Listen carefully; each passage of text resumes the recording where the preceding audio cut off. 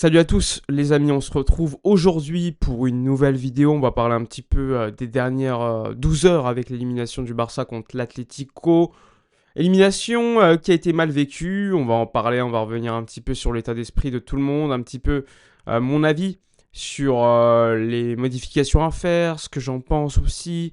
Est-ce qu'on est dans une boucle infernale? Bref, on va revenir sur tout cela en vidéo. N'hésitez pas dans l'espace commentaire à mettre un petit like, à vous abonner également pour soutenir le travail. N'hésitez pas non plus à me rejoindre sur mon canal Discord, hein, tous les éléments sont en description. N'hésitez pas à booster la vidéo à la communauté Blaugrana, je sais que vous êtes nombreux. Hier, on a fait un live d'avant-match, franchement, qui était extraordinaire. On était plus de 1000 en simultané, donc j'en profite pour vous remercier pour tout ce soutien. Alors, on y va.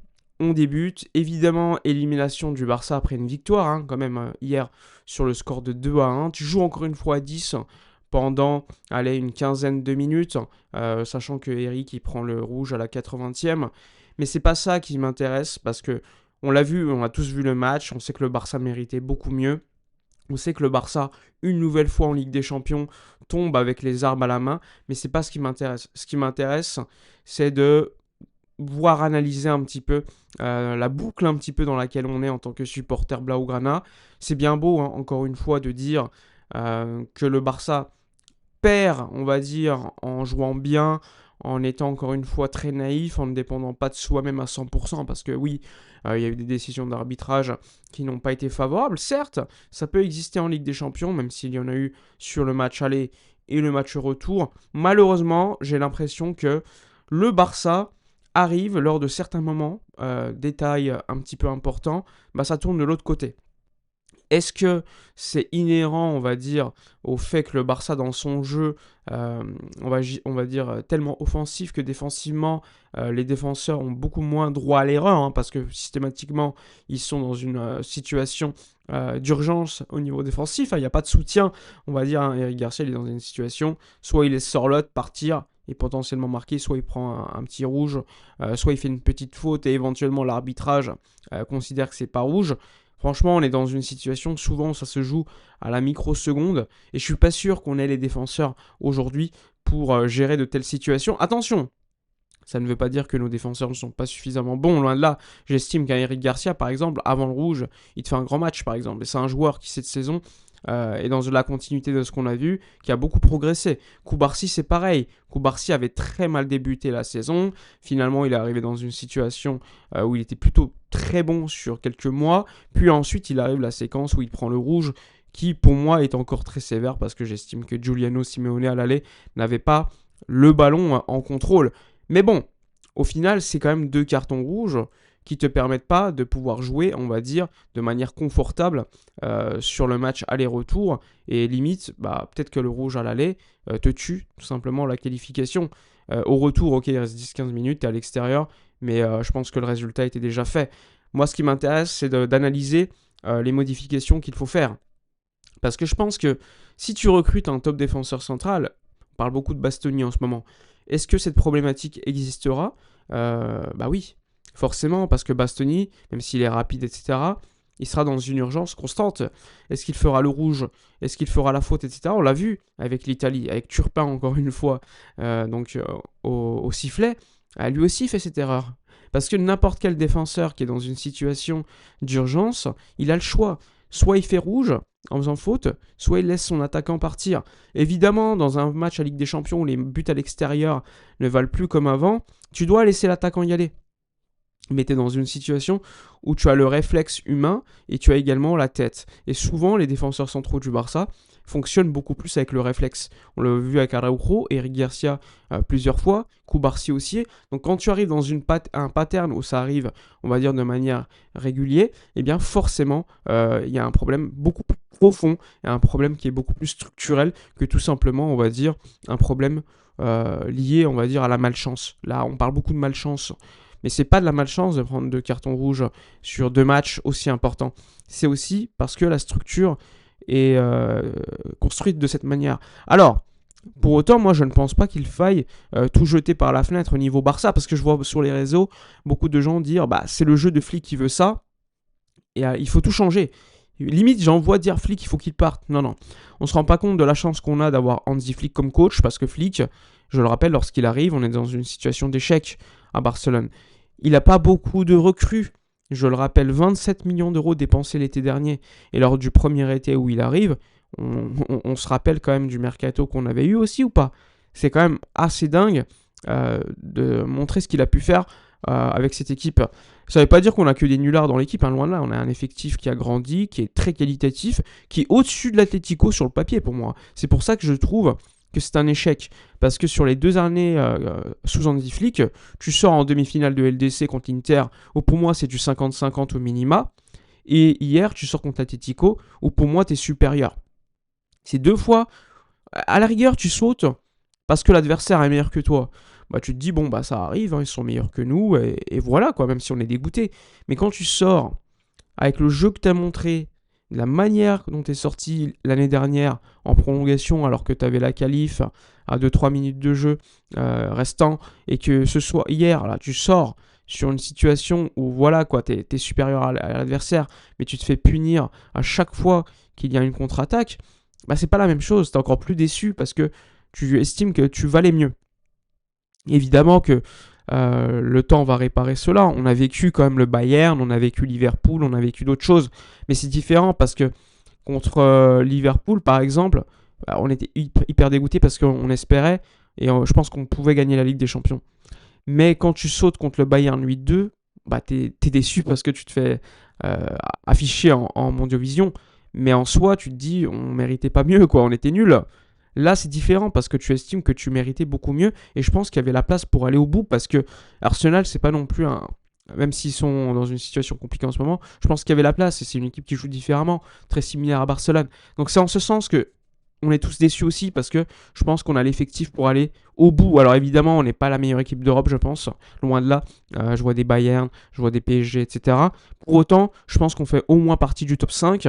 Et quand tu fais partie du top 5, sur, on va dire, des éléments, des moments clés de la Ligue des Champions, tu peux aller au bout. Hein. On l'a vu avec le PSG l'année dernière, qui est allé au bout alors que la phase de Ligue, ils étaient cata.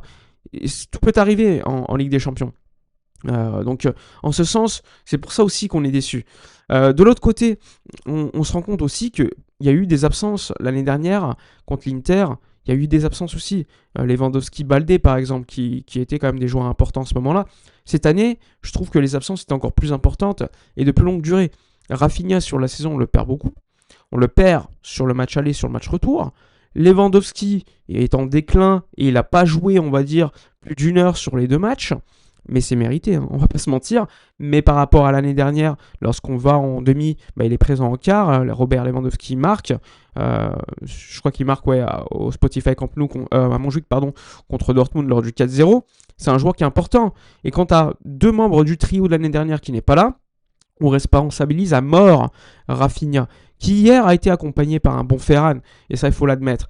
Mais encore une fois, est-ce que c'est suffisant d'être bien accompagné à ce niveau-là? Je pense qu'il faut tout simplement un tueur à ce poste de neuf parce que ce qui nous tue hier aussi, c'est l'efficacité. Parce que oui, on marque 2 buts et je pense qu'on peut en marquer 4-5, honnêtement, parce que le tournant du match, je l'oublie pas. C'est pour ça que la Ligue des Champions, ça se joue à des détails comme ça. C'est peut-être le 3-0 de Fermin. S'il le met, je pense que le Barça va tout droit à la qualif et joue différemment. Parce qu'en seconde mi-temps, tu joues avec l'urgence de revenir au score, hein, on va pas se mentir. Tu es à 2-1. Tu te prends un but juste après le 3-0 manqué par Fermin. Je lance pas la pierre à Fermin, loin de là, attention. Mais ça se joue aussi sur des petits détails, des petits tournants, des petites décisions d'arbitrage qui est un acteur important dans un match, on va pas se mentir. Encore plus hier. Hein. Donc ça aussi, c'est un élément qu'on ne peut pas contrôler. Et donc, du côté Barça, l'objectif, c'est de minimiser l'impact des décisions d'arbitrage. C'est facile à dire, hein, je sais. Mais pour cela, il faut être largement supérieur à ses adversaires. C'est pour ça que lorsque le Barça gagne la Ligue des Champions, le Barça est largement supérieur. Que ce soit en 2015, que ce soit en 2011, que ce soit en 2009. Même si en 2009, il y a la demi-finale contre le Chelsea au match retour où largement nous bénéficions de l'arbitrage pour passer, sur les 2 matchs, on est supérieur et à l'aller, bah, on se fait aussi, on va dire, Chelsea se fait aider par l'arbitre à l'aller, mais c'est plus choquant au retour parce que tu as la qualif par la suite. Je peux le comprendre. Mais au final, quand tu gagnes la Ligue des Champions, côté Barça, c'est parce que tu es supérieur à l'adversaire dans le jeu, mais également dans les moments clés où tu vas faire la diff. Maintenant, le débat qui peut être lancé, c'est est-ce que Flick doit changer, on va dire d'une certaine manière, son jeu? Parce que le jeu de Flick, il te permet de marquer beaucoup de buts parce que l'équipe est beaucoup plus haute, le contre-pressing se fait d'une certaine manière où dès lors que tu récupères le ballon, tu as plus de chances de marquer.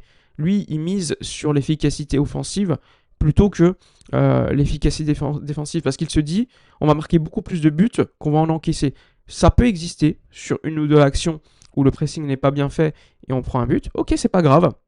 Mais offensivement, on va créer tellement d'occasions qu'on va en marquer. Donc ça, c'est le postulat de Flick. Et c'est un postulat que je respecte beaucoup parce que je me dis que ça fonctionne beaucoup sur la régularité de l'équipe. Sur un match de championnat, enfin sur le championnat, sur 38 matchs, ça va passer, forcément. Tu peux évidemment perdre le championnat, mais souvent ça va passer. Et d'ailleurs, c'est pour ça que Flick n'a jamais perdu de championnat dans sa carrière de coach. Ok, il était en Bundesliga, mais quand même, en Liga, c'est pareil. Mais en Ligue des Champions, ça se joue sur des détails et sur 2 matchs. Et quand tu as 10 contre 11 en plus, forcément, c'est encore plus difficile. L'année dernière, tu perds sur un détail sur 2-3 minutes, quoi.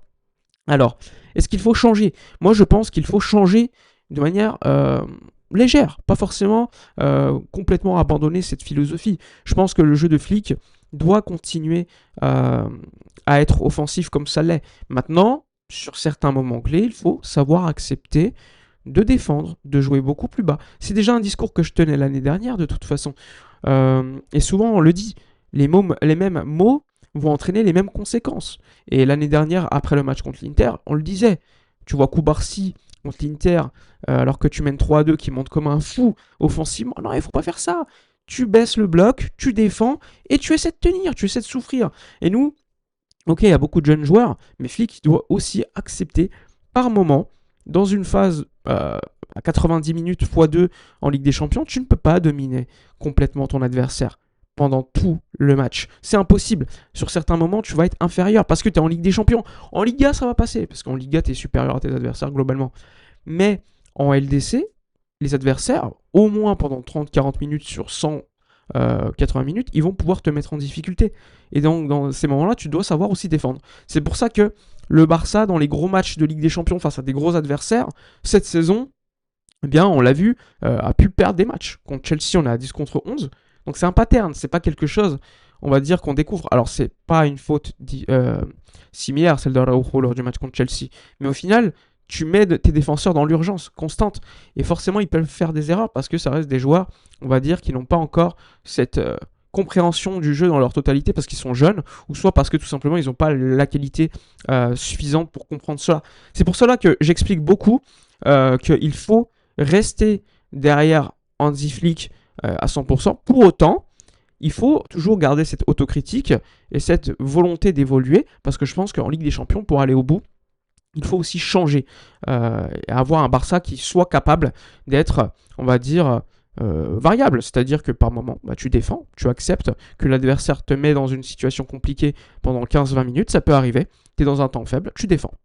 Aujourd'hui, on n'a pas les joueurs pour accepter cela aussi. Ça, il faut le comprendre, parce que défensivement, on n'a pas non plus des foudres de guerre, on va pas se mentir, hein, notamment nos latéraux en ce moment, c'est compliqué.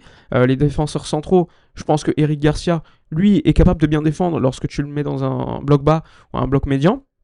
Mais globalement, au milieu de terrain, à part Gavi, on n'a pas de joueurs qui vont aller au contact pour mettre des tacles, des trucs comme ça. Pour autant, ce qu'il faut, c'est des joueurs qui sont capables de tantôt mettre le contact, mettre l'intensité défensive quand tu es dans une situation compliquée. On l'avait vu, Gavi, hein. Gavi, pendant la première mi-temps hier, c'est ce qu'il te fait. Au milieu de terrain, c'est lui qui va sauver et colmater les brèches. Hein. Au début du match, à un moment donné, il te fait des retours, défensifs, des gros tacles.